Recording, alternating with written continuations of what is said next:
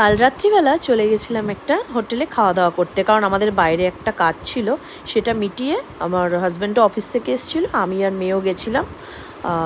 তো দেখো জায়গাটা কি দারুণ। আমরা ফার্স্ট টাইম গেছি, অনেকের মুখে নাম শুনেছি, কোনো দিন যাওয়া হয়নি, তো কাল রাতে ফার্স্ট গেছিলাম।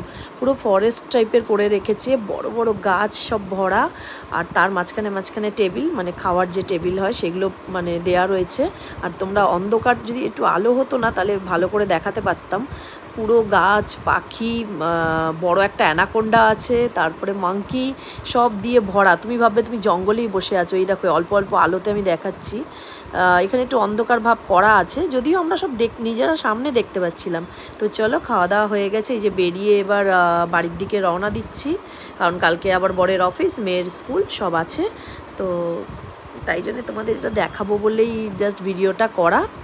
সবাই ভালো থেকো, সুস্থ থেকো, গুড নাইট সবাই।